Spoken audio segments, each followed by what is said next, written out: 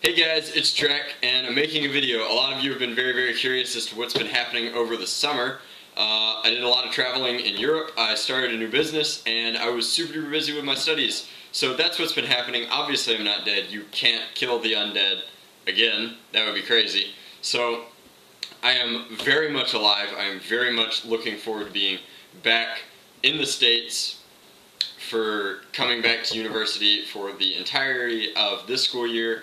And I'm looking forward to some of the new Nerf products that have come out, which is super duper sweet. They were waiting on my doorstep when I got home. I thought that was lots of fun. So without talking any more about where I've been and what I've been doing, because that's more of a business for my secondary channel, I'm going to launch right into it. We're going to start with the Nerf Rebelle. It's Step Up, Stand Out. So this is clearly a blaster marketed for girls. I don't know why Hasbro would send me a blaster marketed for girls, but I have a suspicion. I do not much care for the entire design of this blaster. Obviously it's very pink, very frou-frou-y, angel wings, blah blah blah blah blah blah blah. The idea of limited edition darts is kind of silly. I don't know why Hasbro is thinking that this is the way to appeal to a female audience. I am a big believer in having more females in the nerfing community. I think that it would be great to see more female HVZers, and this blaster is supposed to pack a punch. It's claiming on the back ranges of up to 75 feet. It's doing the same thing on the front. It seems to have a rotating 6-dart barrel, which I think is super duper cool. I like the idea of a crossbow cylinder, and I know exactly how I'm going to mod it. Obviously we're going to macho it up a little bit, redo the paint job, and we're probably going to call it the Helsing Rev 6 by the time we're all said and done. Other than the limited edition goofy darts, you can see that I have darts here ready to test it with all kinds of darts and see if it can achieve these claimed ranges. We have a lot of girls on the box advertising the, I guess, Katniss Everdeen style bow here, which is a pull and release, which I'm kind of curious how the mechanism will work, and then a jolt that looks to be a serious reduction in power compared to like the Triad, but it looks like a mini jolt with the same kind of Rebelle pink and white design. So without getting into it too much more, we're going to go ahead and unbox the blaster, give you guys a quick and honest review. So inside we have the Rebelle itself. You can kind of see here that the blaster is much smaller than the box would imply.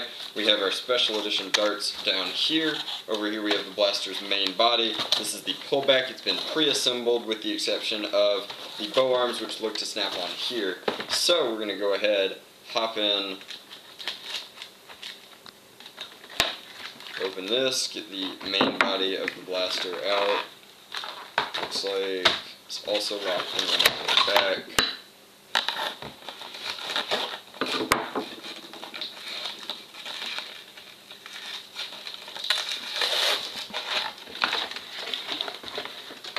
This should just tear off. Alright, so the assembly looks reasonably stupid proof. It also appears that we have an in-strike tactical rail on the bottom, or on the top. They've made this very stupid proof. The instructions tell us how to put it together on the back. It's as simple as one step: attach bow arms. And then it looks like it's primed with the shotgun style mechanism and fire. It says to quickly load, so it looks like it has slam fire. They're calling that rapid fire in this series, and I guess in the spirit of fair play we will test it with the darts it came with first, although I don't think I'd ever be caught dead using these darts. I much prefer my darts. I think that they're way cooler. One of these darts appears to be like, they're coming in kind of funky colors, so that's kind of weird. I bet if you repainted them they'd be pretty sweet. I dropped one, I'm not going to bother to pick them up. I assume they're all consistent. Some of them say Rebelle, some of them have polka dots on them. I guess they're super duper cute. I don't really care.